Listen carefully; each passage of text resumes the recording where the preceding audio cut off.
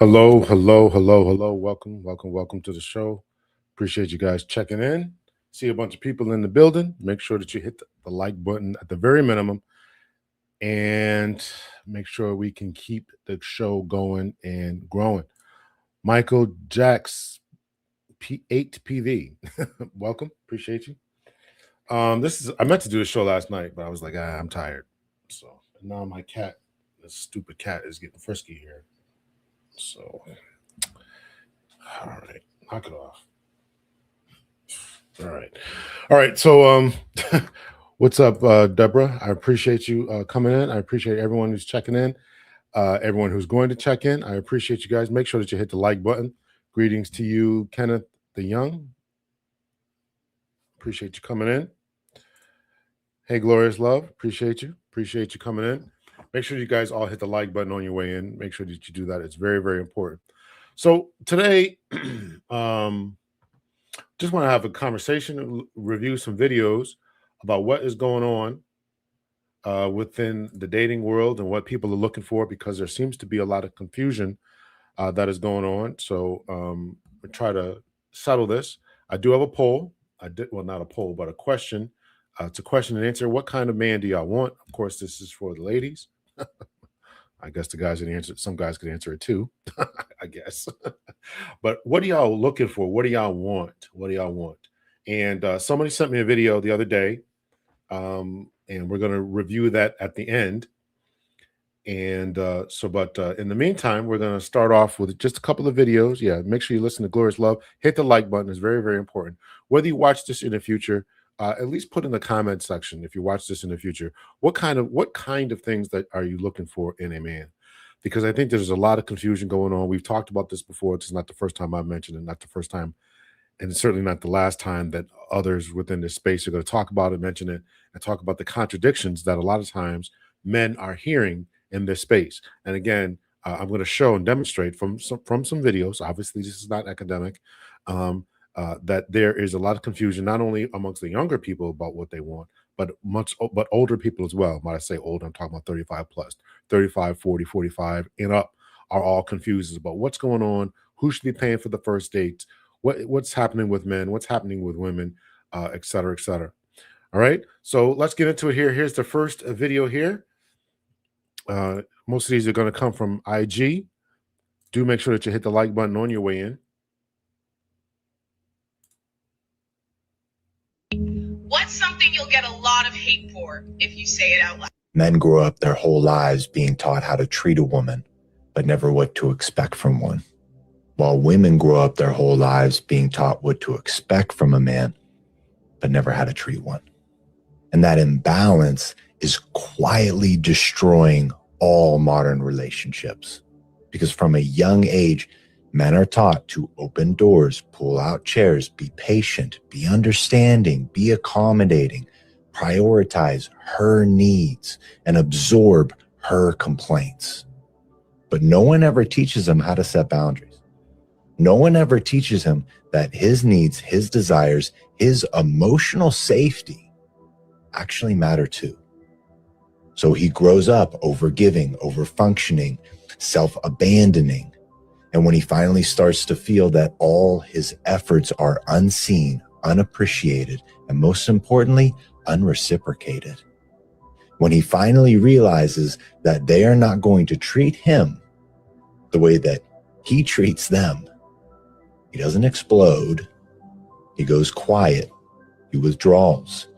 When he does this, that withdrawal gets labeled as emotional unavailability, disinterest, as him not caring anymore. So what does she do? She goes and vents to her friends. And what do? They all validate her feelings, tell her she deserves more. And we all know what path that leads to. But what never gets examined, the question that women never seem to ask, what could she do to make things better? What did he need and never received? This is why most relationships get to a point where they are filled with resentment instead of love and attraction. And that's where men stop showing up, not because they don't care, but because caring has cost them too much for too long. And here's the truth most people don't want to hear. A man who knows his value stops chasing her approval, stops trying to do anything he can to make her happy. He starts setting his boundaries, his standards. And when he does, this type of dynamic either rises to meet him where he's at, or he will walk away because a toxic relationship like that is far beneath him. And that's not arrogance. It's self-respect and self-care.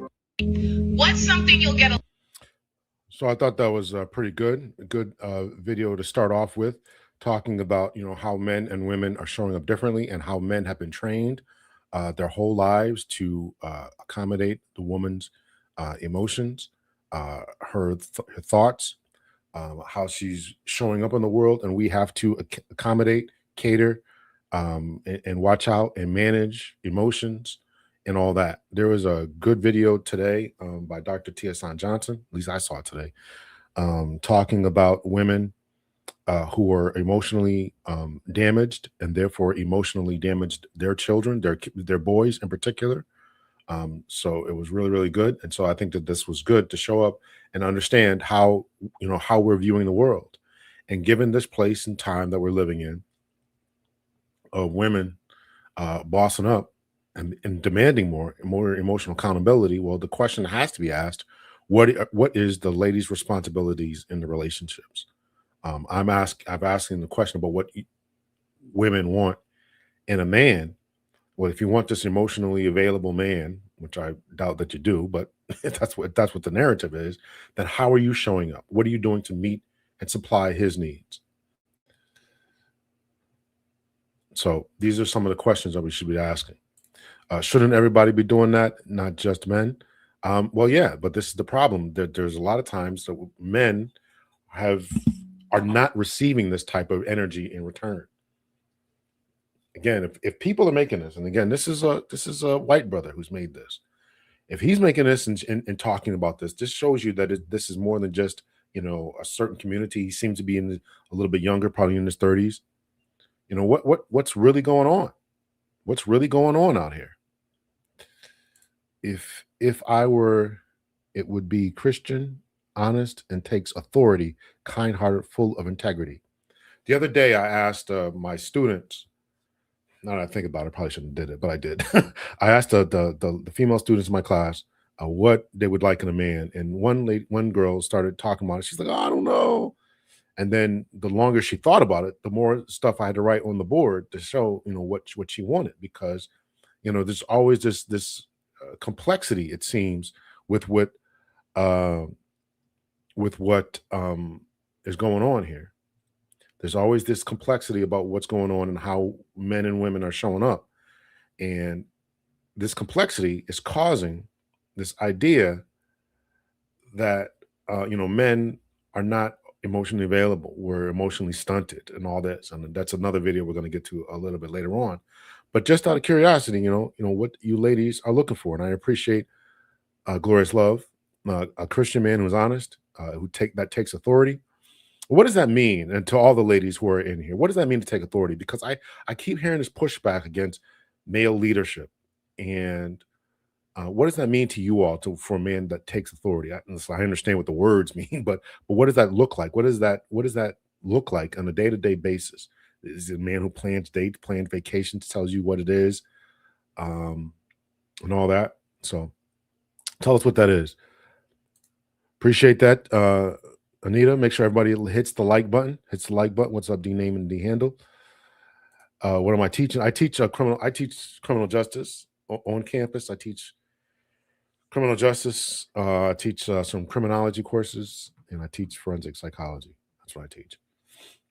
And some leadership courses as well.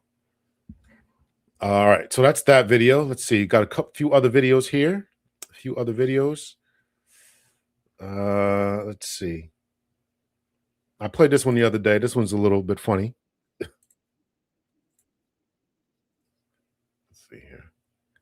Add the stage. Hey, go in the store and get 1 avocado. And if they have bananas, get 6. I gotta mute this now because their music is playing here, but there's music playing. He looks at the bananas. 6 avocados? They had bananas.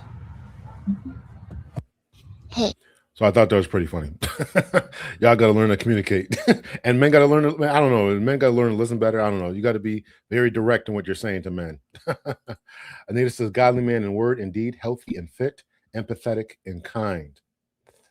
Simply means takes authority over the entire household. Okay. Short answer to the question, whatever man they can imagine, reality does not matter. Okay. All right. All right. Let's see here. A few other videos here to discuss. Oh, here's a lady who was talking about how men weren't showing up at the dating event. I was just sitting here thinking about how I went to singles night. I can't play that, obviously. Let's see here. What else I got? Oh, here's a lady who regrets the feminist lie here. Now, her article in Business Insider reads, quote, I'm 38 and single, and I recently realized I want a child. I'm terrified that I've missed my opportunity. That woman's name is Melissa Persling, and she's revealing to Fox News Digital what she thinks caused her current situation. Listen.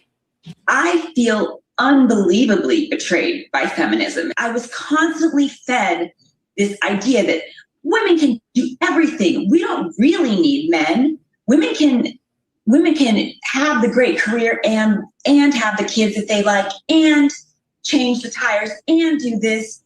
I mean, I grew up thinking, and men are great, but like I can do all the same things. I do feel in many ways betrayed by that line of thinking. I kind of want to go back to some of those teachers and coaches and say, you lied. What the hell did you mean by that? Because women can't do it all. We can't. Yeah, and that's exactly the entire point of the gender conversation in the first place. Men and women were never designed to do everything alone. We were always designed to complement one another. However, this new wave of feminism wants to erase roles and push equality and blur every line that signifies a difference between us and pretend as if anything you can do, I can do better. No matter how good that it sounds on a podcast, it just isn't true. And then you take a look at a young lady who has lived out the most of her childbearing years throughout her life. And as she now is saying to herself, damn, did they all just lie to me for their own benefit or their own profit? And this feeling has been generally a feeling that comes to them in private, but now through proliferation of social media, we can watch the crying videos on them online as they hit this realization. For the ladies that still adorn this dogma, please dispatch it from your life before it is too late. Now, her article in Business Insider reads, quote, I'm 38 and... All right, so Anita chimed in on this, and she says, okay, so help me out here. Women believe they are just as smart as men, yet her argument is that she was fed a bunch of feminist lies. Could she not detect the propaganda that is feminism? Could she not have thought for herself? This argument makes women look even dumber than many of them are.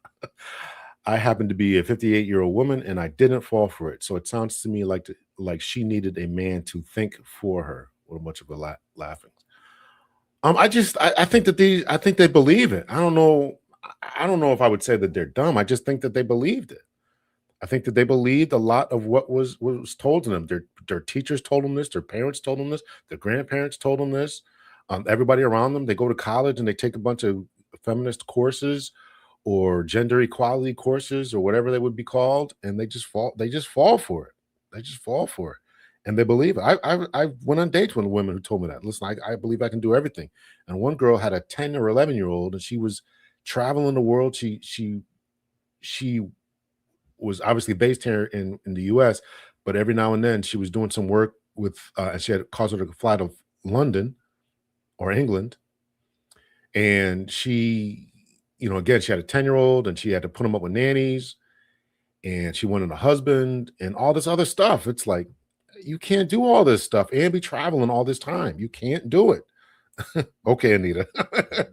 Okay, I would agree with Indigo Flow. They're suggestible, but okay, they don't critically. I do think that there's a lack of critically thinking down the road. I will agree with you there that they're not looking at the long-term effects of what's going on here. And certainly, Anita, if you want, you can come up. I don't know what your schedule is like, but that's what's going on here. I just think there's a lot of that going on there. Yeah, you said it, not us. Leave it to Anita to be straightforward to the point here. Not dumb. A mass amount of groupthink and feelings about the subject, not personal thought on the effects with tangible empirical results. All theory based. Yeah, it's all theory. It's all theory. And I'm getting really I like action movies. I really, really enjoy action movies, but I'm really, really getting sick and tired of 5'3" women beating up men. I mean, that is really, really starting to bother me now. It's really starting to bother me. We're just watching those kind of movies. I always wondered how modern women have all these kids and traveling and left and right and don't add up. Yeah. This one, she was getting paid really well. She was getting paid really, really well what she did. And she had to, every month she had to take a 2-week trip to England or something like that. But she wanted a husband to help her out at home and this and that. And she had a 10-year-old. Crazy. I was looking at this chick like, what is wrong with you? Definitely a lack of critical thinking and foresight. Yeah. All right. Look, here's a lady's going to try to let you know that a lot of this is delusional thinking. About a year ago, I posted a video saying women who marry for money are corny. I got fried on the internet. However, like many great philosophers, I think my ethos was just a touch too early for the times. I do think the internet is now ready to hear my side. However, instead of saying women who marry for money are corny, I'm going to say women who aspire to marry for money are delusional. And I'll point out 3 main delusions. I know this from lived experience. I went to one of those fancy New England prep schools. I went to a top 12 school. I had interned in banking. A lot of my friends work in banking. I've worked in tech. I've worked in finance, blah, blah, blah, blah, blah. I know that world. So I can tell you from lived experience. So delusion number 1 is who these men are actually choosing. I think what made this discourse so exciting in the beginning is it made women believe that a man is going to pluck you from obscurity, from the town that you hate, from the job that you hate, and he can fundamentally change your life. When in reality, these men have a very specific pool of women that they're selecting when they're thinking about partnership. They are selecting women from the business school that they went to, the undergrad that they went to, the pre-professional programs that they are part of, the members-only clubs that they are part of. It's all through very proximate and concentric circles. And let's say you do get lucky and maybe you connect on Raya or a night out. The second he brings you around friends or the partner at the law firm and you can't talk comfortably about certain things that only people who grew up talking about those things can do, it's a wrap. The second delusion is what the experience of dating this person is actually like. Social media has made it seem like it is countless shopping trips and Chanel bags. The reality is, whether you're dating someone who inherited wealth, who is creating their own wealth, athlete, entertainer, they're always traveling. They're always on the road. They're always working. They have zero time. Essentially, you are effectively single with some moments of partnership. Their priority is and will continue to be work. You need to have a robust, full life, a job that you love, friends and family for you to even feel fulfilled in a relationship like that. Because if you're looking for your partner to spend a lot of time and attention on you, it's just not going to happen. I also don't even know where the notion that these finance tech bros are out here spending money and buying Chanel bags. They must have the best PR on the planet. They work for their money. They are some of the cheapest people you will ever meet. And I don't even mean that in a pejorative sense, but I mean that in like when you have to earn your, spend 15 hours at a desk in order to earn your money, you are not going to spend that on a Chanel bag on a girl that you met 2 weeks ago. And I think that's another thing. I think a lot of people conflate the experiences that they might have with like athletes and entertainers with people who work in corporate tech finance. It's not the same. And the third delusion is I think a lot of people grossly overestimate how much money you will get in alimony or child support. So women, I am telling you this from insider experience. The easiest and less painful way to become a millionaire and have that soft life is to do it yourself. About a year ago. Well, there you go. You got to do it yourself, ladies. There's a lady who allegedly went to the best schools in New England. I ain't never seen her up here, and is in that base, is in proximity to these people, and has not seen it. So take that for what it's worth. There. Let's see. What else do I got here? Here's a couple of good ones here. Only 4 things to make a man happy. Wild versus women. Again, I'm asking the question: what do y'all want in a man? Here's another lady chiming in. How to make a man happy versus how to make the woman happy. Let's start with the man. You ready? Cook for him, sleep with him, show him love, respect him. That's pretty much it, right? 4 things. You can literally write all of that, the manual for men, on a Post-it note. Now, how to make a woman happy. Brace yourself. You ready? Be strong, be confident, be emotionally intelligent, be funny, be ambitious. Oh, also be her plumber, her electrician, her lawn guy, her general contractor, her ATM, her therapist, her life coach, her best friend, her security system, her bodyguard, her travel agent, her Uber driver, her photographer, her personal assistant, her handyman, her lover, her emotional support animal. And we are not even halfway done. Oh, and you better do all of those things while also being mysterious, exciting, unpredictable, available, but not too available, supportive, but not boring, confident, but not arrogant. And after all of that, you might still hear, yeah, I just feel like something's missing. Meanwhile, the man is sitting there like, babe, those tacos you made me, and that hug and that sex session, that was amazing.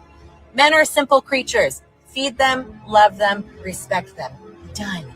Ladies, let's do better, shall we? Because right now, the return of investment is a little unbalanced.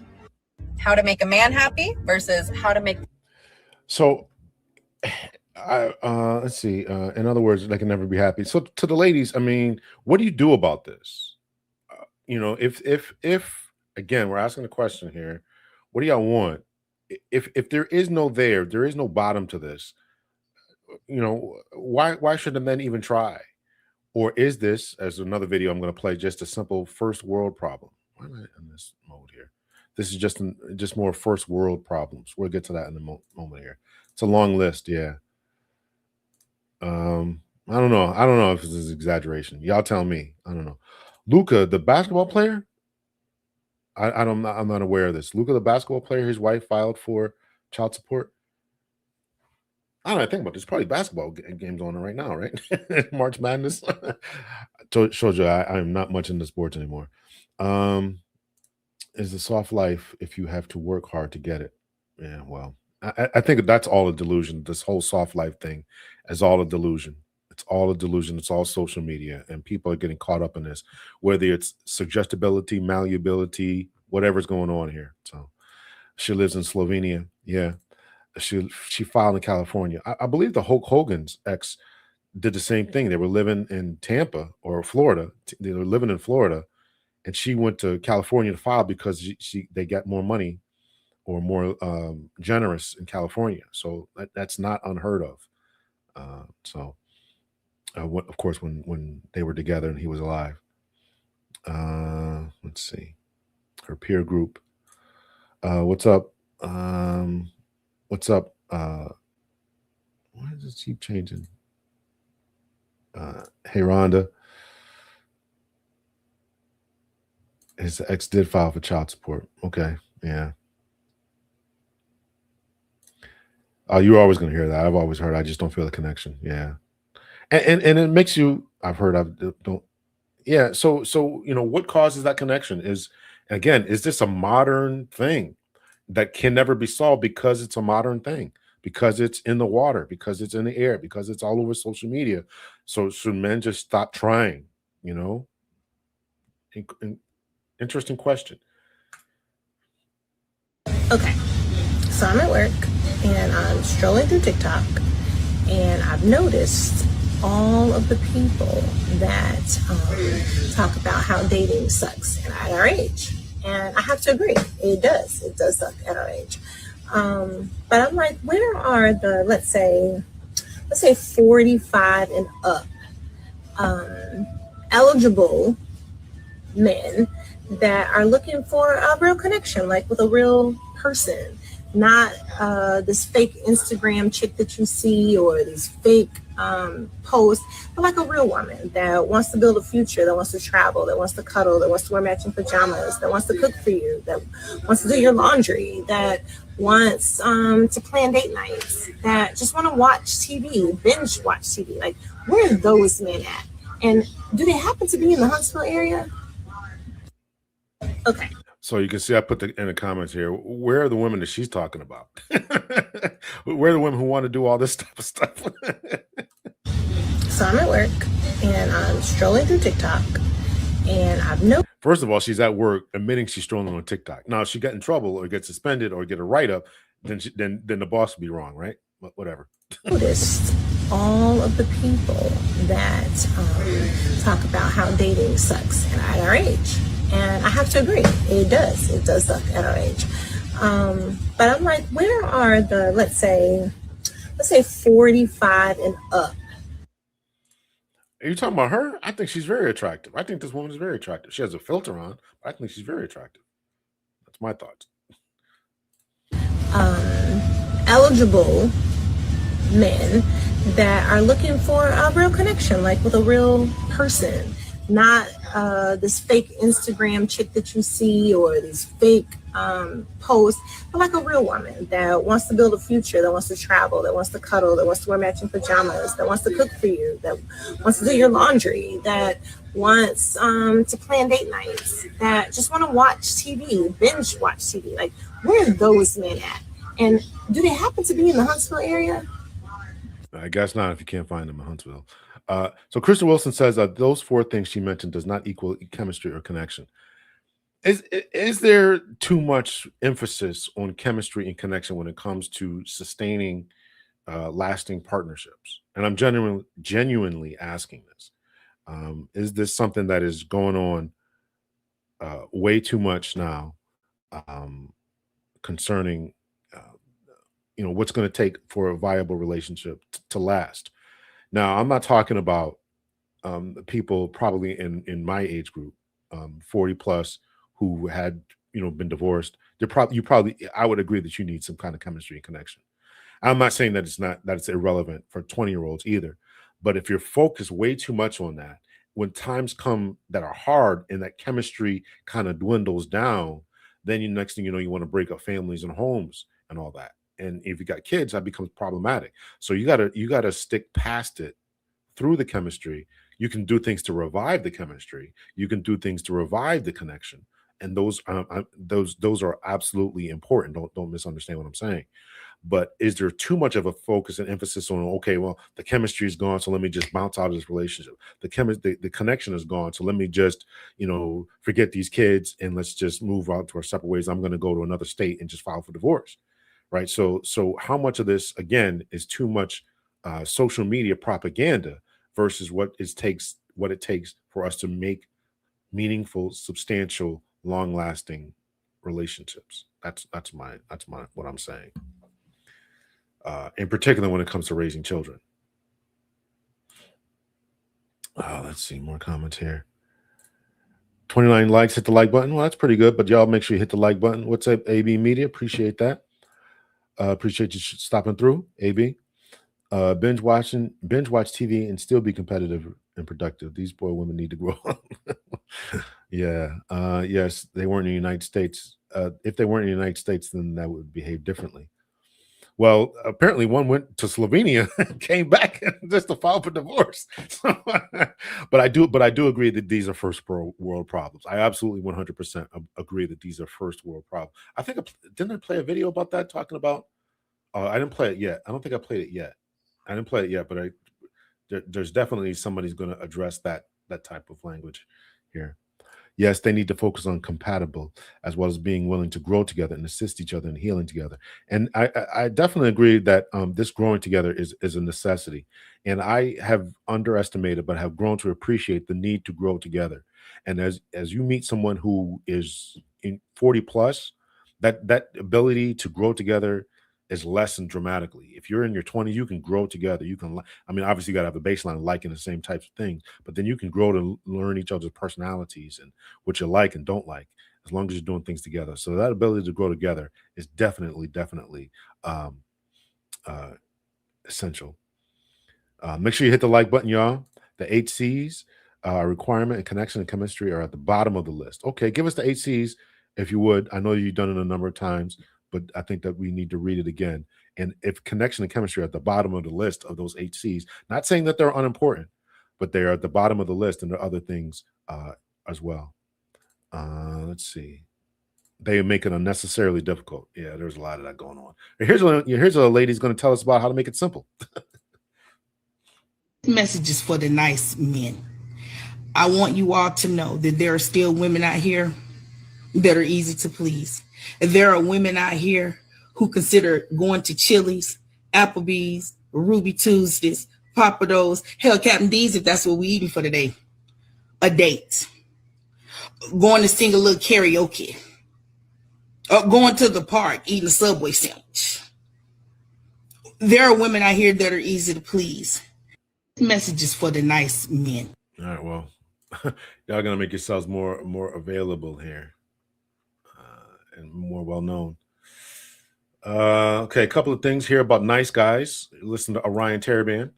There is this deep terror that has been inculcated in women to never be financially dependent on a man, which is odd because they also love not paying for things, right?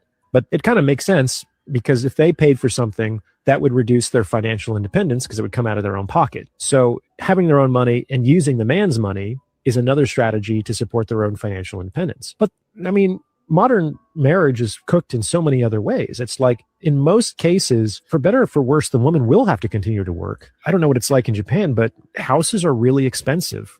Lifestyles are very expensive. Like the default now is the dual income household, which doesn't make sense for raising a family, because the man is working to earn money so that a woman who's not his wife can raise his children. And a woman is working to maintain her independence because she doesn't want to just be obedient to her husband. And so she spends all day obeying a man who is her employer. Like, it makes no sense whatsoever. It's better, in my opinion, for the wife to raise her own children. And if the woman's going to obey somebody, she should obey her husband. Like, it has the same outcome with fewer steps. So exactly as you framed it, it seems kind of nonsensical to say, I'm not going to be reliant on a man, so I'm going to go work for a man. But at the same time, couldn't you think of that more as kind of a flex of, I got this guy, my husband, to work, spend all his days working for me and these kids that I like to be with. Yeah. Like, haven't you won in that case? Like, you have gotten a man to do all the hard lifting for you. Mm-hmm. There's still the idea about, I mean, that sounds nice, but there's still the idea of, the finances. And if these ladies don't, if they're still operating with that, I'm not going 50-50 mindset, it's going to be problematic to get to get a lot of guys to join on with that here, right? So Anita said, here are my thoughts. Both men and women need to do the necessary ego work to acknowledge that they are necessary to one another. And that is key right here. This sentence here about being necessary. Let me make this bigger here so y'all can see it. Being necessary to one another. As long as we are not necessary, we'll continue to have these issues. We'll continue to have these problems. It's just the way that it is. As long as you can just file for divorce and get alimony, child support, get your own job, careers, there's no necessity from either party. As long as guys can order DoorDash and watch their funny movies, you gotta find something in the partner that you can't get in someone in the boyfriend girlfriend relationship marriage that you can't get in other formats. They came together early in their lives, right? Early is the key here, and they take turns in developing skills or getting educated to make a good living through work or becoming an entrepreneur. Men and women need to find a spouse that they are aligned with on their morals, values, faith, finances, family, and political beliefs. We must stop prioritizing chemistry over true compatibility. It's totally possible to live off one income today. I help couples do it all the time. Here's a catch. You will not live like a rock star, and you must make certain sacrifices temporarily. However, in about 10 years, both spouses will work and begin to start making strides in their income and careers. You will live within your means as a sole income household. You will get creative in how your family and entertainment and other fun stuff. More than anything, the couple needs to focus on each other and not what other people are doing online. They need to do what works best for them. I know all this because I did it for myself. So, wise words from Anita there. I like Subway in the park. Okay, cool. Definitely need to get out of our own heads there. The 8 C's: Christ, character, commitment, compatibility, communication skills, conflict resolution skills, connection, and chemistry. Yeah. Virginia Woolf, I appreciate you chiming in here. Here's what she is looking for: a man who's kind, respectful, and cares about the person in general. When you say kind, do you take that as a nice guy? Because this we're going to play this in a moment here about, the whole nice guy problem. Is kind the same as nice guy? Define, and any lady can chime in about this. Talk about what the difference between being a kind guy and a nice guy. It's the culture here. Seth Sun 7, appreciate the 199. It's the women who think men aren't necessities. That's definitely true. Definitely true. Here's a nice guy problem here. Here's a nice guy. You neglected these nice guys for so long, but how is it fair for you to now say, okay, I like the gentleman? But here, you're missing a key part to what I said, to that it comes with age. The nice guys when I was younger couldn't really do anything for me. They could be nice, but they couldn't, even like the mean guys, they probably couldn't do nothing for me either. But that's just what I was attracted to when I was younger. Now that I'm at an age where I'm transitioning to a point where it's like, I don't want that. And especially I'm at an age where guys can do a little bit more. I don't want a guy that's gonna be mean to me, treat me like he can talk to me any kind of way. Matter of fact, call me the B word, because like men like to do that these days. I don't know what that's about. Call me the B word, call me everything but a child of God. You neglected. Yeah, that's crazy.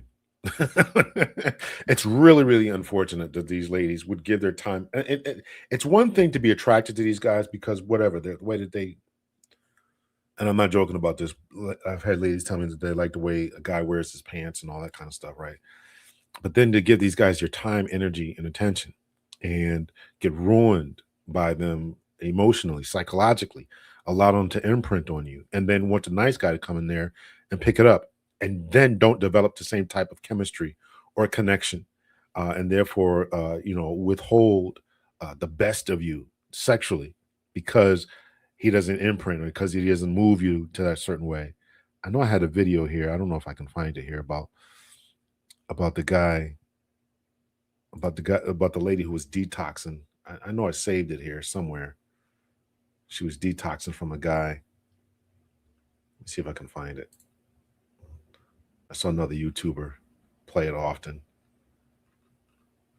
She just needed a guy to hit a few corners. Let's see if I can find it.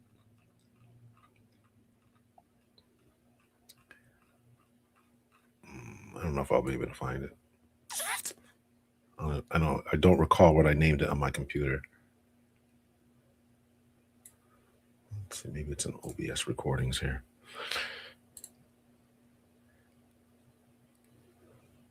Or that sloop-footed Denzel walk. Yeah. Mike Jones had a song back then. They didn't want me. Now they hot. Now I'm hot. Now they're all up on me. Mike Jones. I love that song too. It's a classic. Yeah, I can't find it. Anyway, we'll play the next one here.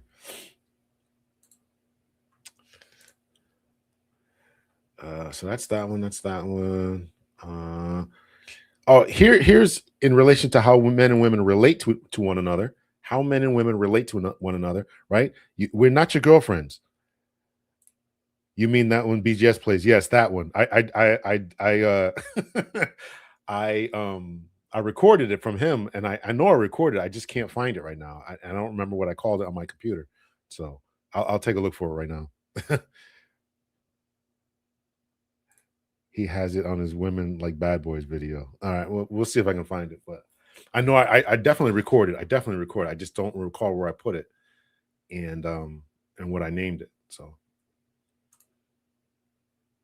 And when you go hang out with your friends and they tell you something important, you ask follow-up questions. You don't just accept things. What's that?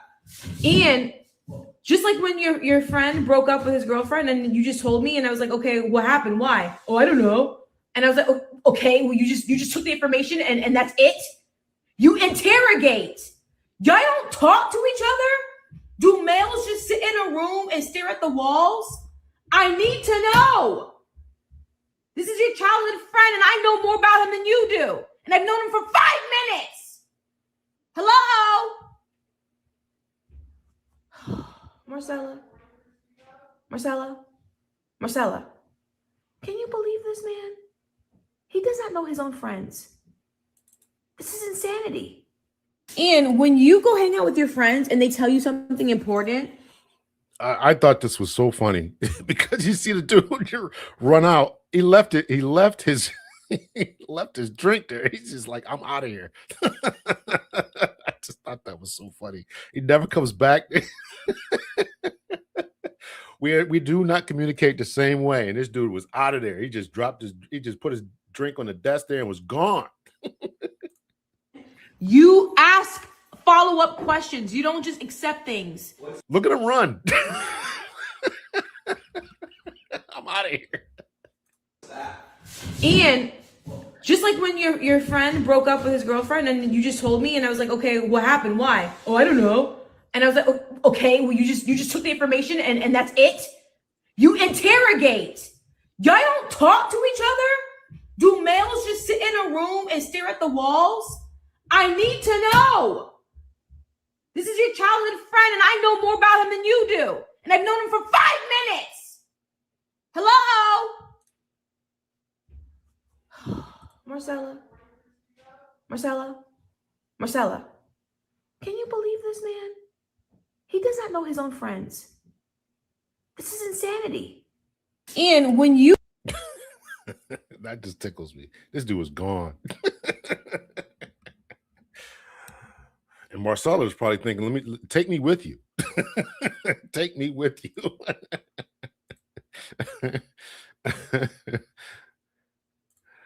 Kind means thoughtful and considers me in decision making. Okay, very good. Thank you for that. This is the natural outcome of the illusion of choice running amok. The internet has created an illusory global village, catching a long flight to form unions with strangers. Yikes. Here's another video here.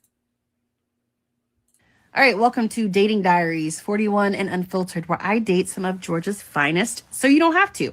So, basically, we're going to start off strong. Mr. 5-0. I met this guy on Facebook dating. We talked for like 3 weeks before we met. We FaceTimed, we chatted, we just did everything. Like, I spent a lot of time getting to know this man. And so he basically had to go out of town for a family reunion. While out of town, he builds up the courage to ask me out on a date. The night before we're going to go on the date, he calls me and tells me, I don't have the money to take you to the movies. And me being the nice person that I am, I decide that I will go and buy the tickets for us. So the date of the date comes around and he calls me and says, we have a problem. I'm like, what now? He's like, I just got home and my car got broken into. He lived in Buckhead. So he's like, can you come pick me up? So not only do I have to drive an hour to come pick you up, take you to the movie I paid for, you know, it's like I'm on mommy duty. So I go pick this man up. We go to the movies, and during the movies, he's like really handsy. He's like rubbing on my legs. He's just like acting like I am the finest thing that he's ever seen. And I mean, whatever. It wasn't anything inappropriate, and it didn't make me uncomfortable. So it was fine. We leave the movies, and he doesn't mention anything about going to dinner or, you know, going to get dessert, nothing. We get to his house. He gets out. He's like, I need a hug at least. I'm like, okay. He doesn't even want to like sit in the car and talk. He's just ready to go. And so I I get out, he gives me a hug, and then he gives me this weird kiss that I wasn't expecting, and I really wasn't wanting it, but whatever, it happened. So basically, he leaves, makes like a beeline to get into his apartment, and I start driving home. I'm like 30 minutes out, and he calls me and is like, hey, do you want to like turn around? Like, I forgot to ask you if you ate anything. Sir, are you kidding me? So he's like, if you come back, I'll cook you something. I'm not coming back to your house. Like, number one, it was awkward. Number two, I had to pick you up. I had to pay for everything. You didn't even ask me if I wanted a candy bar or anything when we got to the movies. And now you want me to come back so I can be at your house? No. All right. Welcome to Dating Diary. Yeah, that was kind of a disappointing date there, but you went. Maybe you should have said something when he said he couldn't pay for the date there, but whatever.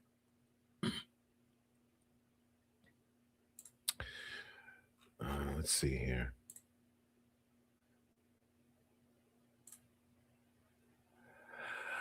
So here's a lady. Here's a lady who's complaining about men in the chamber of the House in Canada. I'm not exactly sure about all the, whether this was the National Assembly or whether it was the province, but she's complaining about. I thought this was pretty funny. I'm honestly so tired of getting up as the government House leader, trying to account for men's behavior in this chamber. A lot of the work that I do as government House leader is trying to ensure that the men behave themselves in this chamber. You can hear him moaning and whatnot. Oh, this tickled me for some reason. Are you complaining in the House? What I will say, Order. Honorable Speaker, I'm sorry if members, opposite don't like that the men in their caucus don't know how to regulate themselves and don't know how to get control of their emotions. That's not our fault. It's not anybody on this side's fault that they're so emotional that they can't rein themselves in and do the job that they're elected to do. And quite honestly, as I said, I'm so tired as an Indigenous woman, as a woman, and as the government House leader to constantly get up in this chamber, waste time responding to men's poor behavior. Whether it's things that disgusting, damaging, harmful things that they say, whether it's the behaviors that they have, whether it's the bills and the resolutions that they bring forward or the bills and regulations that they choose to vote against, human rights. I'm so tired of the men's behavior in this chamber. So what I will say, Honorable Speaker, this isn't a matter of privilege.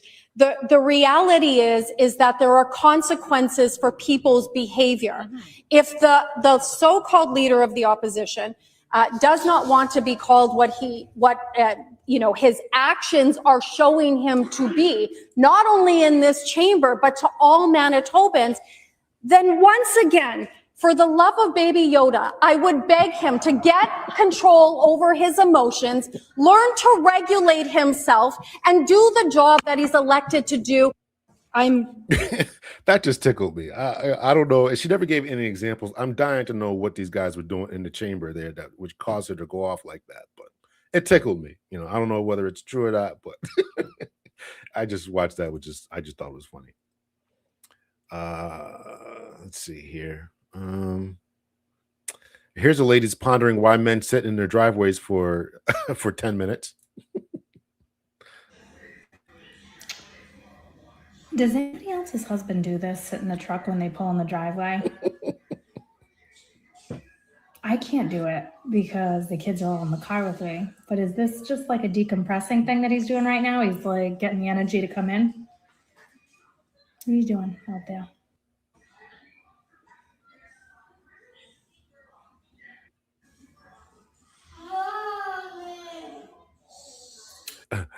So the baby is back to crying out mommy, and she's worried about the husband. Can't make this up. Just waiting on Dad. I'm going to get him in here for you.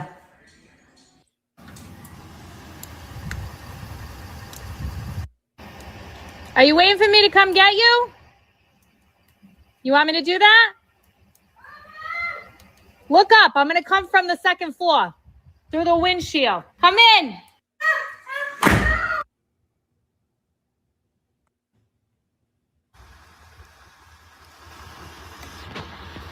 Pull forwards a little. I'm going to land on the hood of the truck. I'm on the phone. Well, get off the phone. You've been on the phone for 30 minutes. If I come inside the house, then I can't talk Oh, anymore. my. Does anybody else? She was ready to come out the second floor window. You just can't let this man have his can't let this man have his peace. He's been working all day. He wants to come home and talk to somebody, whoever he's talking to, his boss, his friend, his mama. And the kids are crying in the background. Wild. Wild. All right, let's see what else we got here. All right, you brothers ever do this? You get so in the zone here that you forget where you're at.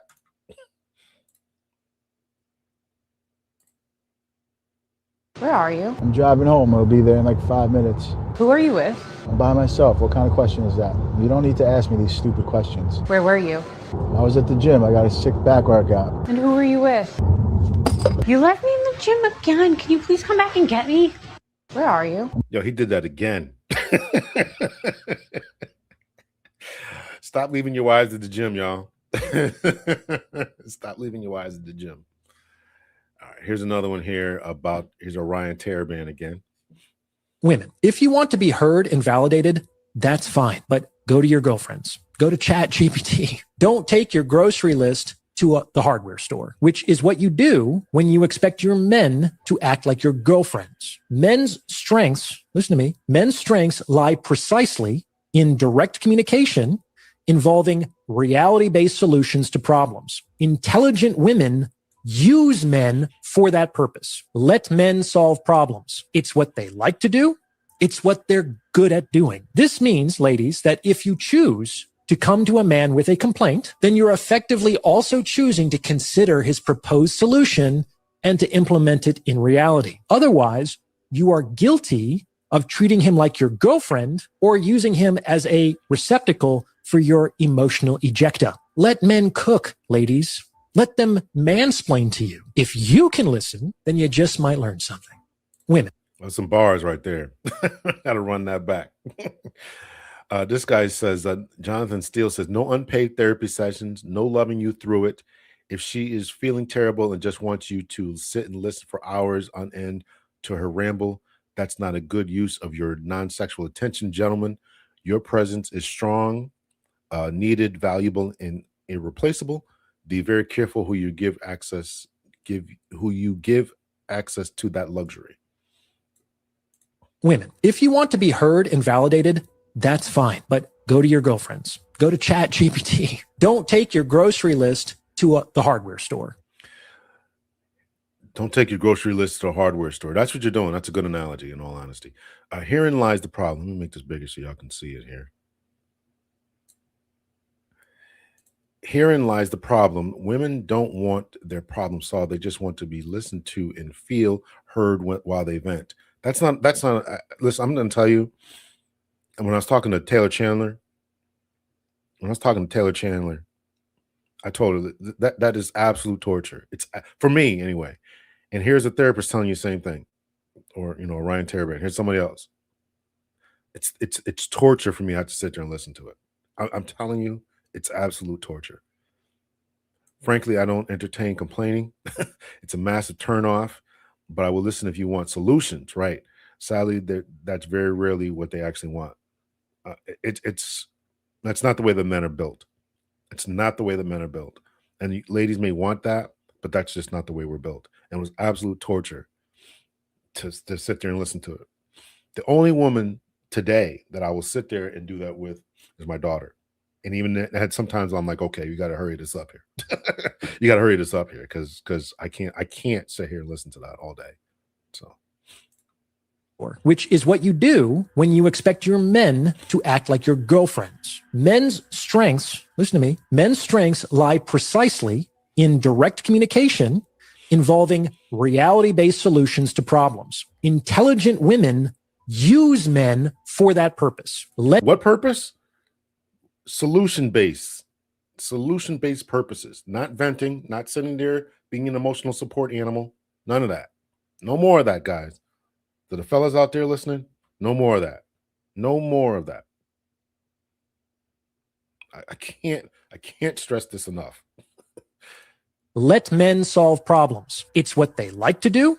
It's what they're good at doing. This means, ladies, that if you choose to come to a man with a complaint, then you're effectively also choosing to consider his proposed solution and to implement it in reality. Otherwise, you are guilty of treating him like your girlfriend or using him as a receptacle for your emotional ejecta. Let men cook, ladies. Let them mansplain to you. If you can listen, then you just might learn something. No, that was very well said. Let me see here. What else do I got here?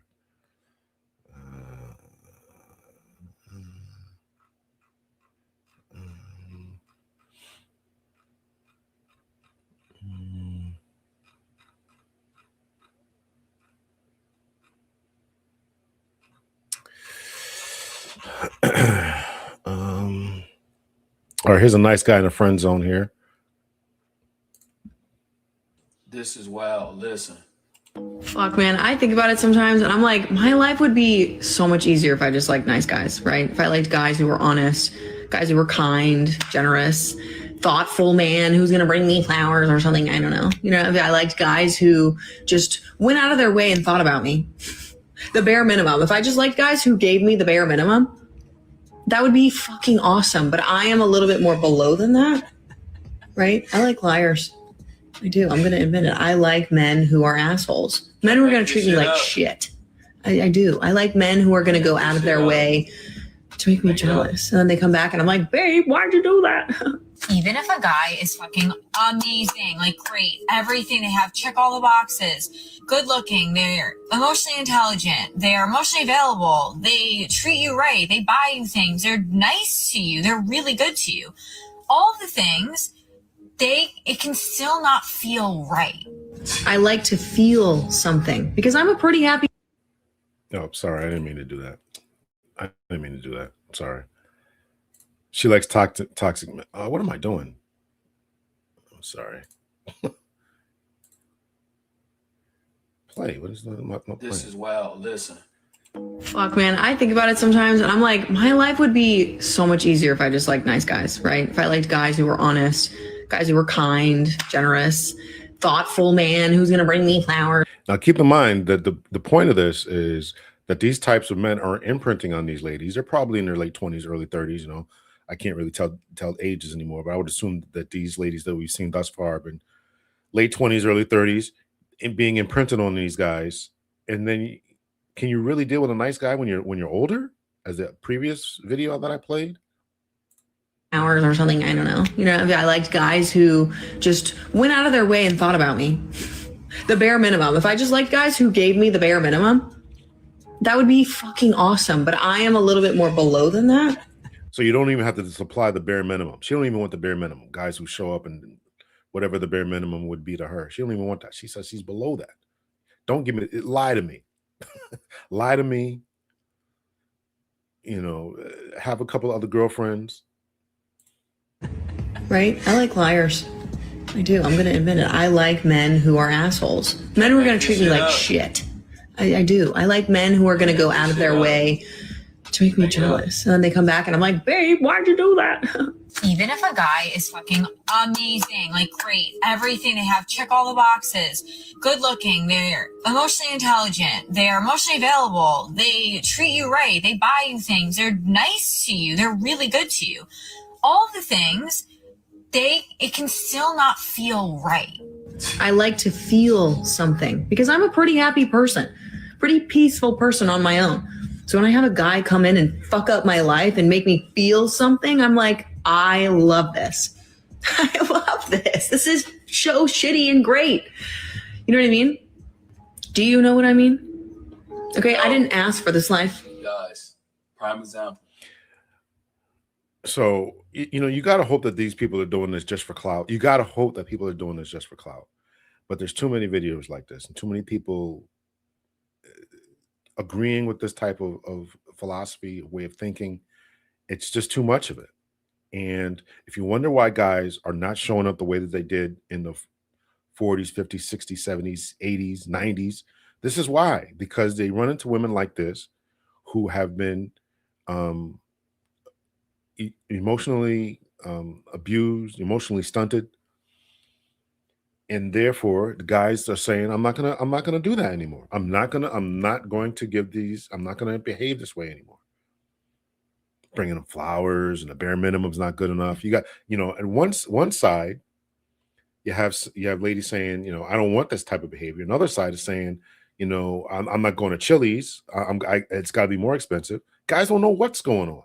This is the confusion that a lot of men are dealing with. Young men my age, they don't know what's going on. And I see, so I have to protect my sanity. We have to protect our sanity, because you bring your energy, you bring the type of dating techniques to one person, and they'll think you're lame and corny. Oh, this guy brought me flowers. He did this. And you bring something, and if you don't do it to somebody else, it's like, well, why didn't you bring me flowers? Why are we only going to Chili's? Why are you only bringing me bowling? It's all over the place. It's all over the place. It's unfortunate.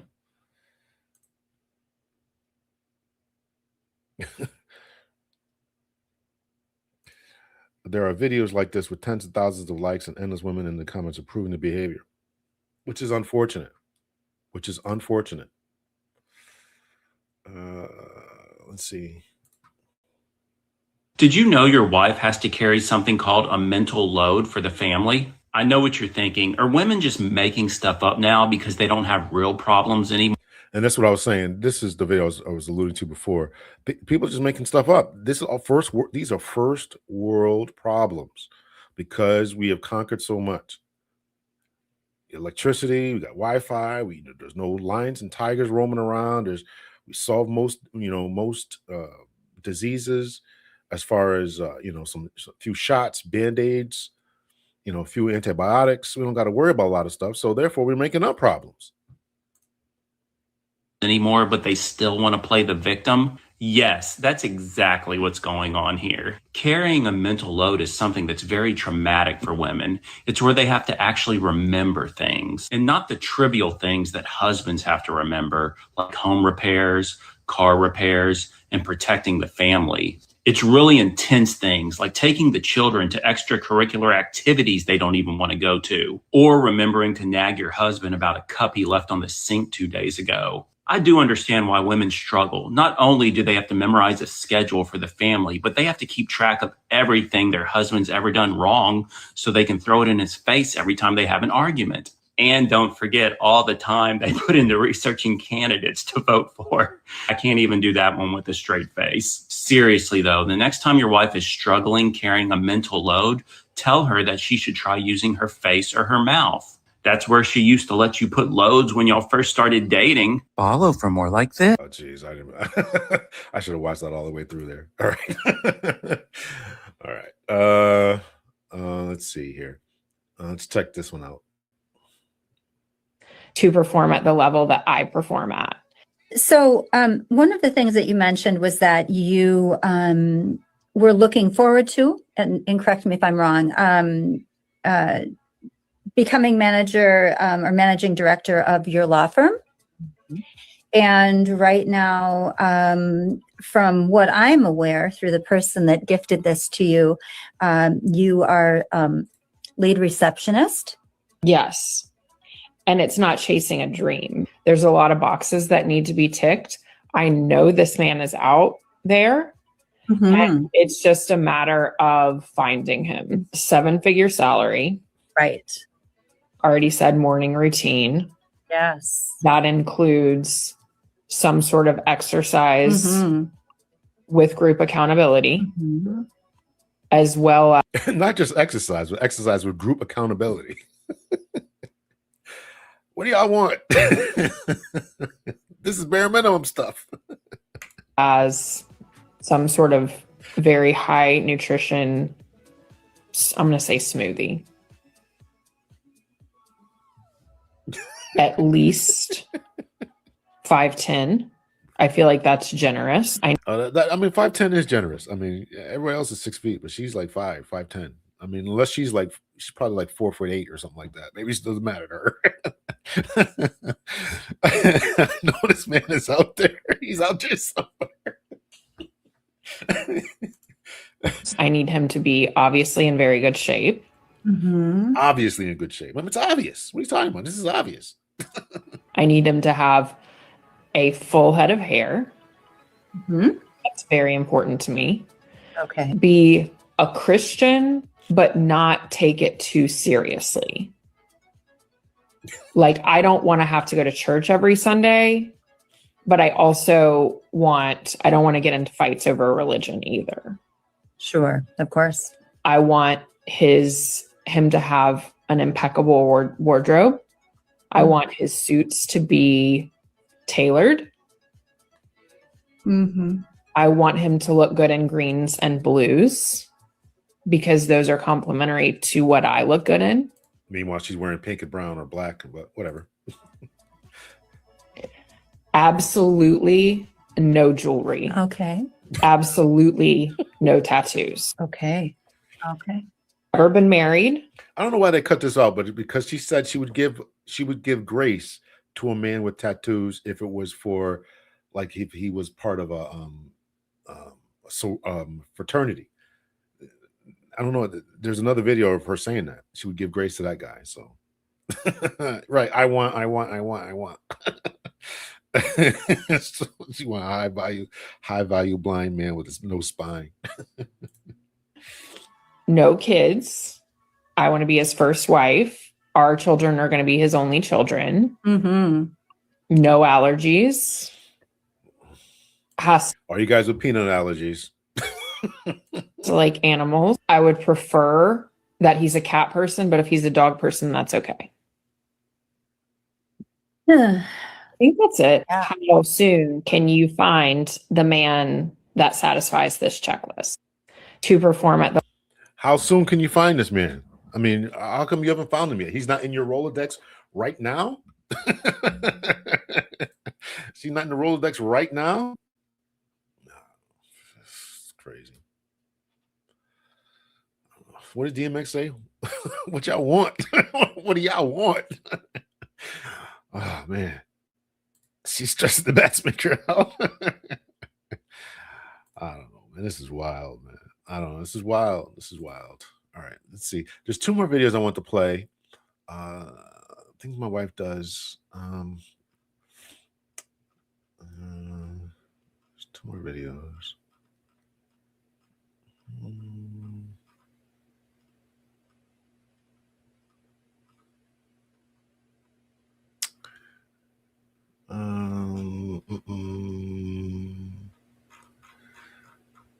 All right, I think it's here. Let's see here.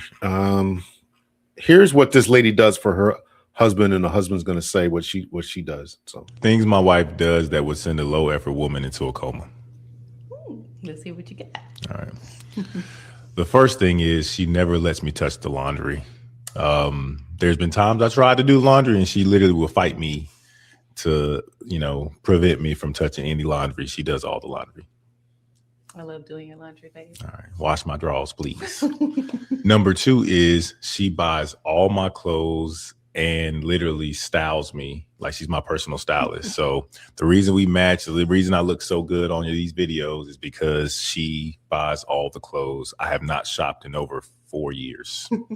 The third thing is she plans and literally makes an itinerary for all of our overseas trips. I think all of our trips, but definitely our, long travel trips. You do all the planning, all the hotel stays, you organize everything. That's why we have the best trips, The fourth thing is she literally has become an interior designer, has designed every house we've lived in. So, place we've lived in. Yeah, every place. I mean, this is our third house and she's designed it from top to bottom each time and they've all looked wonderful and they're all very different. I didn't even know you noticed that. Yeah, yeah. Each house has been very different, but they all kind of match the feng shui of the house, you know. So I think she's cheating. I thought this was nice. I thought this was nice because there's another video. I'll try to play it after this, where she is talking about all the stuff that he does. And I commented on that video. Here, I wrote applause right here. This is me. I wrote applause. I'm like, okay, this is good. You told what she does. And in the previous video that was recorded before this, it was vice versa. So we'll listen to the other way next. So you've done a great job. Thank you. And the final thing, which I also think is probably the most adorable thing, is my wife celebrates me like no one ever has in my life. You know, I remember my 35th birthday was epic. I mean, we had that big old party. My 40th birthday, she rented a whole mansion for me. I think every birthday you do something amazing, but you just make sure to celebrate me every chance you get. And I just really love you for that.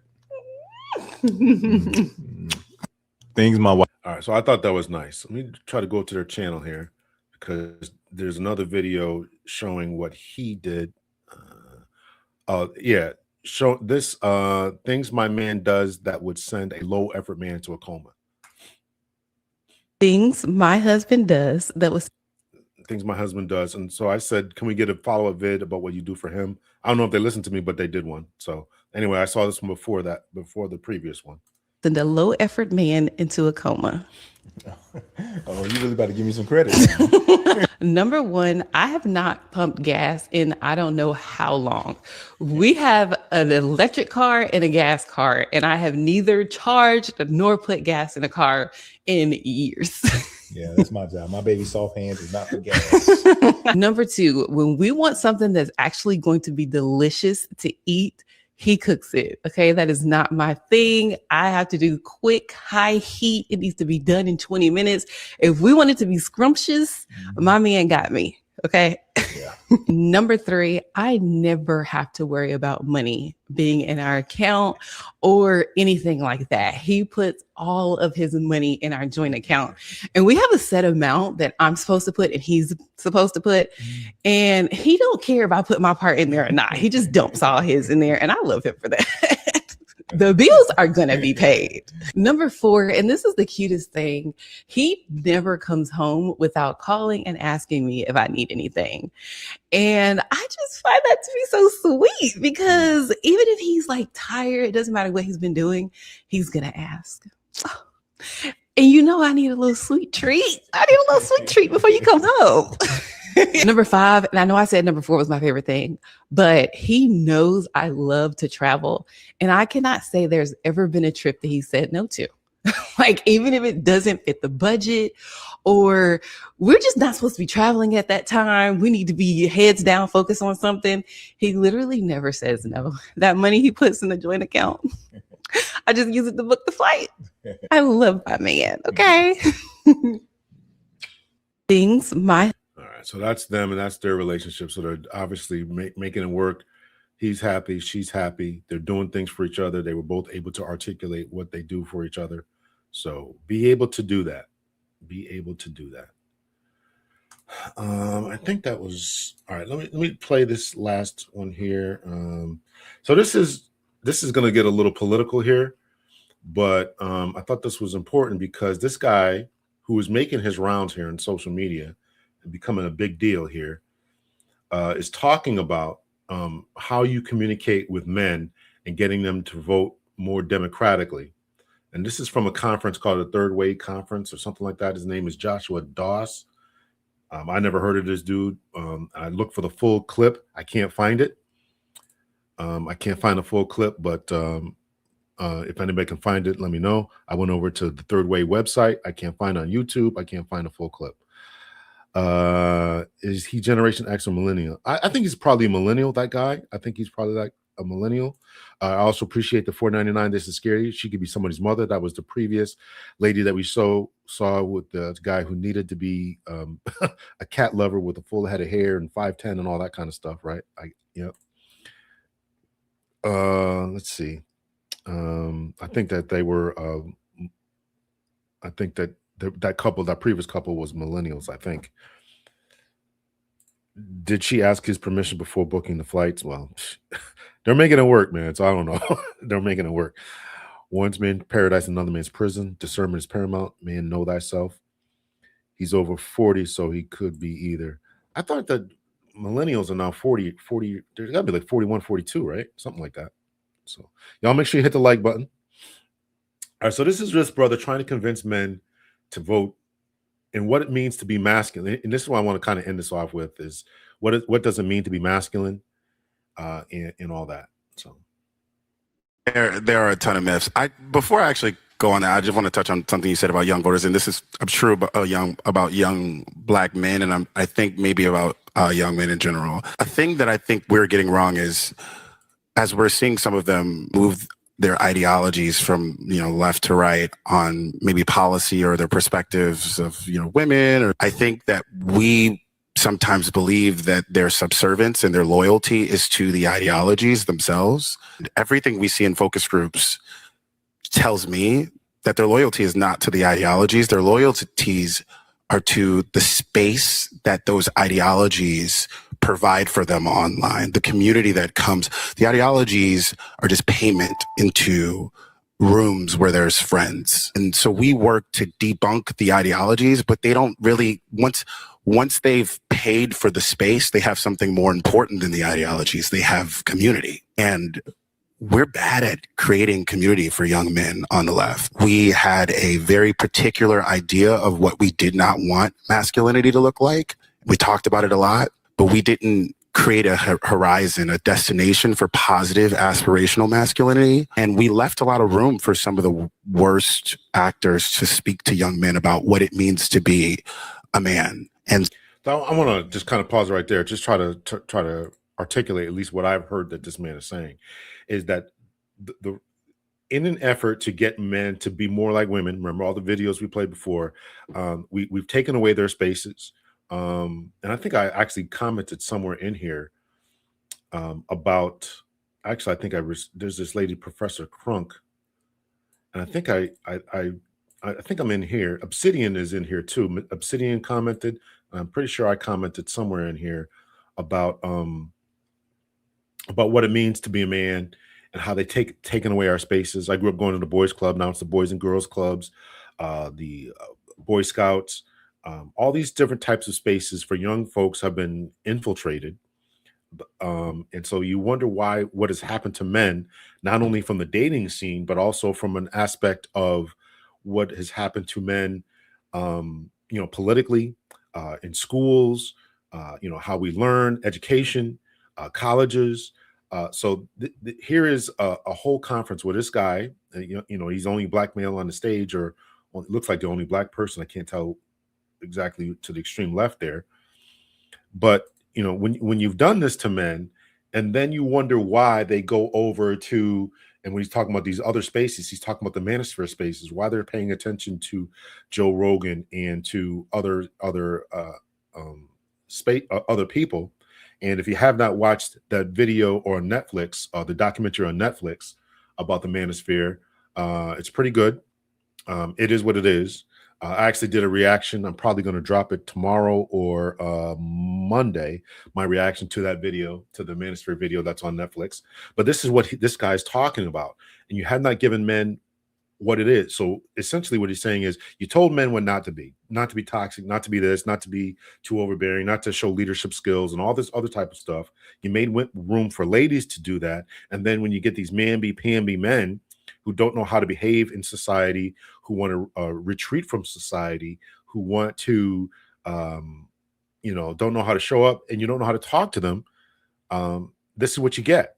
And so here's a guy on stage amongst a bunch of ladies wondering why these men, in particular, this third grade conference is about voting, don't want to vote for Democrats because they don't see themselves reflected in the Democratic Party. And so I think that that's been a big failing that has allowed a lot of our young men, and young Black men for that matter, to kind of be enticed by some really sadistic perspectives of what masculinity is. So there are a ton of myths. So that's his That's his thought process. Which type came just before millennials? Before millennials was Generation X, right? Yeah, Gen X. I can never keep up with the generations. Yeah. So that's what's going on there. And I was going to play a video here, but I don't think I have time. We've been on for an hour and 20 minutes now. I played a lot of videos here, but I wanted to end off with this: how we speak to men, and to couple couple this with the next video here. The last video for today, anyway, is this particular video here.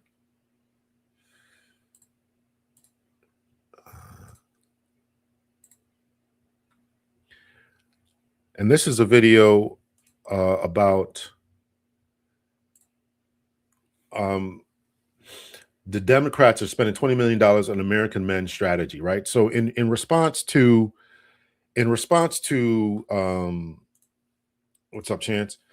In response to Trump getting elected and many more black men and many more men choosing the Republican Party, in line with the previous video I just played, the Democratic Party, this is 9 months ago. Now, I looked up to see where they're at with this. They're spending $20 million, surveys, and et cetera, et cetera. And to my knowledge, what I can find, they still have not come up with any type of analysis about how the Democratic Party talks to men. Because men want to be masculine. Men should be masculine, in my estimation. But how do you get men to re-engage with politics?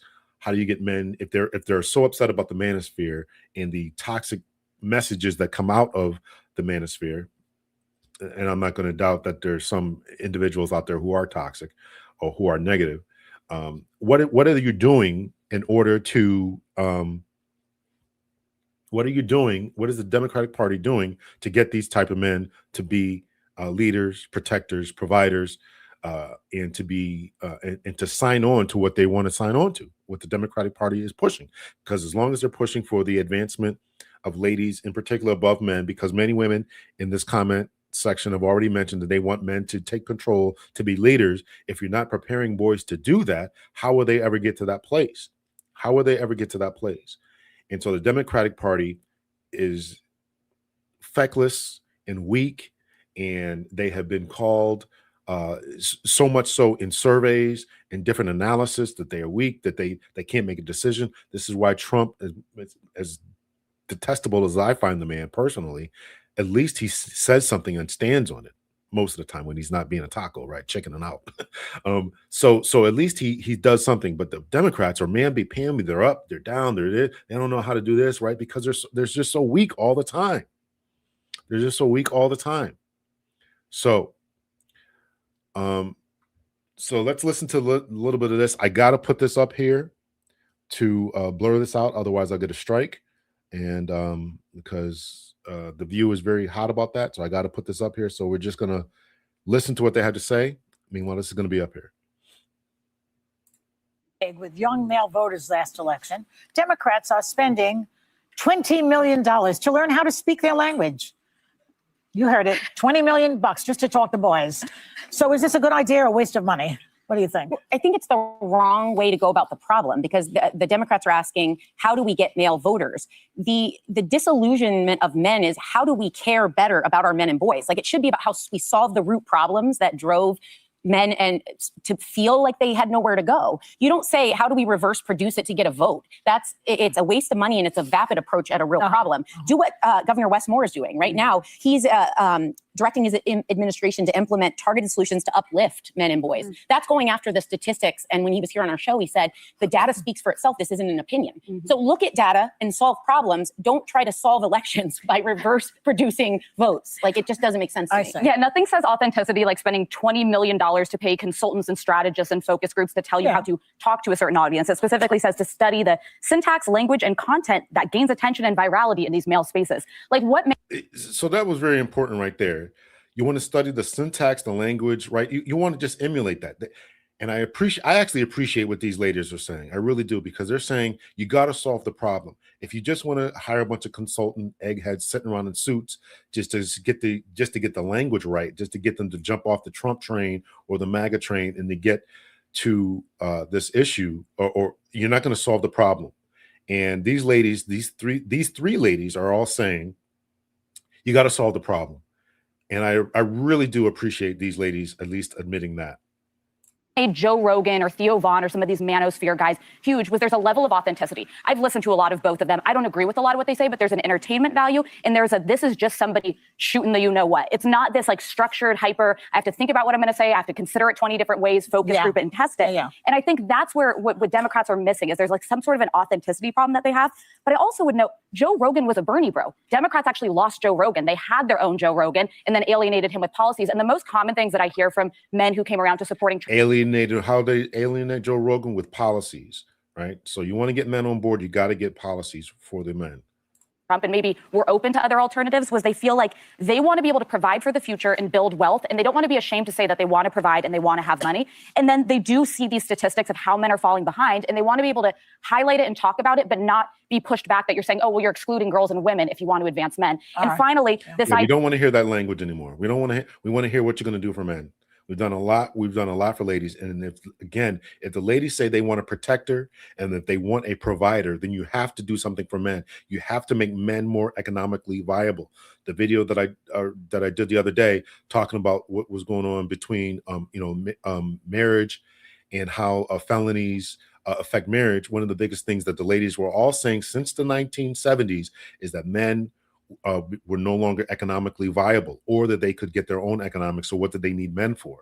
So if they want to partner up men and women, you have to attack and approach and deal with the economic viability of men, and Black men in particular need to be a part of that.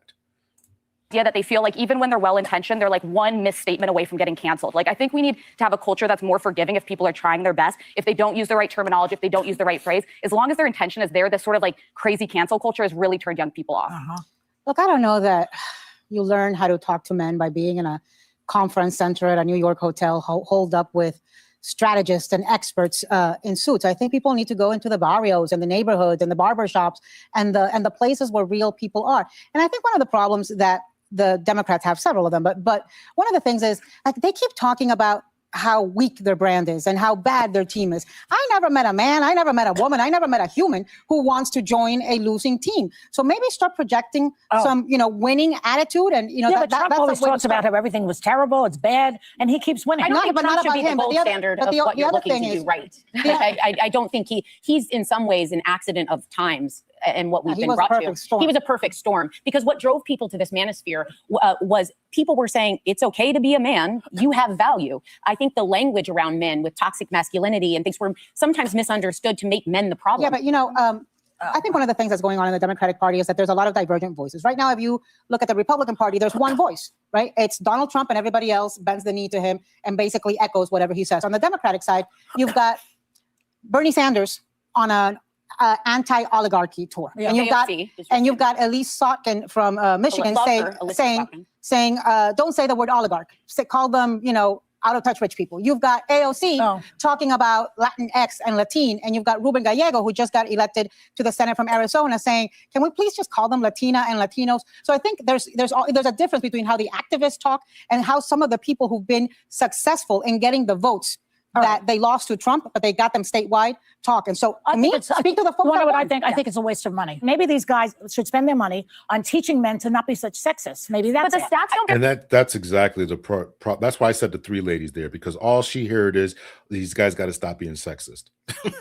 At least these other three ladies at least admitted that there's a problem with how we talk to men. There's a problem with how we deal with men. There's a problem with the numbers of men, their economic viability. And all Joy Reid says was they got to stop being sexist, completely missing everything else that is going on with these men. That's why I said the three ladies, I appreciate what they were saying rather than what Joy Behar. I said Joy Reid before Joy Behar said. That out now that we've seen And of course, he gets a round of applause. The other three ladies, in my estimation, were very reasonable. But the crowd just, these guys are a bunch of sexists. Oh, okay, that's going to win a lot of men over. Donald Trump Trump performed better than the previous several Republicans with most every people group. He did better with black men, better with Latino men, better with white men and white women. Like, it's just a fact that he has tapped into something. And what I think But he it is was running against a woman, I'm telling you. But I'm saying that men showed up more for him. Oh, so you think that Democrats who were with Biden in 2020 left to be with Trump because they're sexist? I don't know the reason, but it's very Which is suspicious. possible. But I'll say this. Donald Trump has made himself the anti-establishment despite being the entire political establishment. And what I used to like about liberals is they were the anti-establishment. You protested Yes. Vietnam, you were civil Everything's rights. flip-flop. Now you guys just defend the status quo, like to death. Like during Right. Doge, you're like, don't touch a single federal program. Nobody likes the federal government. No one thinks it works well. No one's like, this is the solution. Let's not try to improve anything. I think there's like more of an imagination and policy issue that Democrats have, to your point. Ask how you can solve people's day-to-day problems That's better. what politicians Trump's used to good at do. grievance, Public but- servants find problems, then get solutions. Well, they you don't love say, it. how do I get you to vote for me by changing how I talk to you? That's treating people like they're stupid. You know, I never find anything good about the guy, but to his credit, despite the fact that he is an out of touch billionaire or somewhat related to a billionaire, he manages to speak in a way that that's relates to people who are not in a gilded, That's right. gold lame cage on Fifth Avenue or whatever. And I think, to your point, one of the things that Barack Obama did, which I remember being successful, is he had that mentorship program for young men. And so I think it's not just talking the talk or what you think is Well, the he talk. knew how to talk to It's doing everybody. it. But he also did But things. the mentorship that was sabotaged by a lot of ladies there. So I'll leave it off there. Let's see. Let's see. Stop that. Why is that still up there? I actually think that it was on topic. This video is getting. I think it was on topic because this talks about the confusion that men are dealing with. And that's exactly the point. Is men are receiving a lot of mixed messages about how to be men, whether it's voting, whether it's in relationships. They're receiving a lot of mixed messages, and I'm asking the ladies, what is it that you want from a man? What type of man do you want to show up in your life? And presumably, that man that you're going to have on your arm or in your bed or in your home is going to vote. He's going to show up in the world. And if men are confused by that, and you're getting these different messages by these different ladies, and again, I agree with three of them. You got to take a look at what's happened to men. That's why I think it was on point. That's why I think it was on topic. But I appreciate your opinion about that. Let's see here. $4.99. This is scary. She gave me. I think I played that one already. Let me see here. There was another $4.99. Fools can debunk ideologies. Some of these are influenced by the writings of Ayn Rand, and you are not going to sway them. Absolutely true. $49.99 from Anita, I appreciate that. Yes, this weekend is my birthday. It is my birthday. Thank you so much for that. I appreciate that. Yes, Dr. L does appreciate that. Yes, it is my birthday. It's my birthday weekend anyway. So yes, thank you for that, Barry Hamilton. Appreciate that. Was fair use. Let's see here. Yes, they are radicalizing a lot of men. And, this talk, this woke talk, Me Too movement, toxic masculinity towards men, it is radicalizing men in the wrong direction, So, yeah. My enemies and my oppressor doesn't want me to win, and I'm okay with that and totally understand, and I will make a way around them. Yeah, Joy Behar was the problem. Yeah. Sexism is when men don't do all the work and let women in leadership position. Probably. The fact that foreign women are discussing men's issues speaks volume. Feminized Western culture. Yeah. Well, I definitely think that three of them at least had some type of answer. 5-3. I'm actually 53 now. So, and Westmore is no one to follow. No, I don't know Westmore. It is easier to build strong children than to repair broken men. Definitely agree with that. What are men confused by? I'm a man. I'm not confused about anything. I want to help any man confused. Again, I think that they're confused by how they should show up in the world. And I think that there was probably a lot of confusion before, but now they are being radicalized to the more manosphere more negative types of aspects to it. I don't think that the stuff that, you know, the viewers that I watch are negative. I think we're telling people to how to be men, how to show up in the world, to make sure that you're a clean cut vote, how to treat and respect women, how to treat and respect your family, to get on your game and all that. But there's a lot of toxic ideas out there. And a lot of those were exposed if you watch that video or the Netflix documentary about that. Again, I'm going to drop my reaction to that. I'll upload it today. I'll either make it so it drops tomorrow or for Monday. But there's a lot of guys out there who are confused. A lot of 20-year-old guys out there who are confused and are attaching themselves to the wrong things. And this is how people get into gangs. This is how people get into different types of alternative ideas when they don't have jobs, when they don't have any direction, when they don't feel like school is listening to them, when they feel as if they're the way that they learn, interact, and engage in the world is seen as somehow negative just for being men or wanting to play and roughhouse or solve problems when they listen to their women. We're not women. We are not women, and we don't engage the world like women. We want to solve problems. We want to do things. Sometimes we want to blow things up. We want to fight and wrestle. We are not women. So, yeah. Let's see. I'm definitely a 70s baby.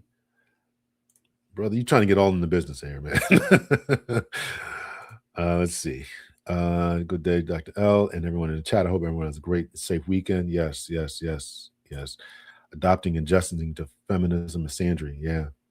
The bad stuff goes viral. And that's unfortunate. The bad stuff does go viral. So we got to make the good stuff go viral. So, and always remember, before Kevin Samuels went viral, he spent 3 years talking to men, telling them to get up, get on the game, smell good, wash your tail, make sure your hair is groomed, teeth are brushed, all that kind of good stuff, right? So before anybody talks about anything else concerning Kevin Samuels, remember, he spent 3 years talking to men and no one was listening. It's certainly not in the numbers until he started coming at the ladies. So that is really, really essential to keep in mind about how we deal with men. Sometimes we are forgotten. And again, I'm going to advocate for men's only spaces, boys clubs, Boy Scouts. I think all that is essential. And stop trying to make men into women. A lot of the videos that we played already were about men not showing up and unrealistic expectations, and men trying to meet those expectations, sadly and oftentimes. So, all right, so I'll leave it off there. It's a little bit longer than I wanted to do, but I appreciate you guys checking out. I do appreciate the giftings there. The $1.99 from Seth Sun, $4.99 from Greg Scotland, another $4.99, and the $49.99 from Anita. I appreciate all of you guys. Thank you to everyone else who wished me a happy birthday for this weekend. And I appreciate all that. You guys make sure you have a safe and wonderful weekend. And I will be dropping a video either tomorrow or Monday about my thoughts about the Netflix special. Yeah, that is definitely a good move there, Miles. Get outside, touch grass, go outside, enjoy the world.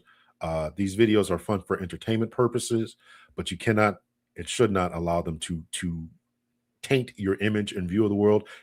I've run into people like this, unfortunately, but once you go outside, touch grass, meet real people, you realize the world is a much bigger place, and some of this stuff is just absolutely crazy. Just absolutely crazy. Absolutely crazy. Y'all enjoy your day. Enjoy your life. I'm going to enjoy the rest of this day and enjoy my birthday weekend. Take care. Much love and peace. Appreciate y'all.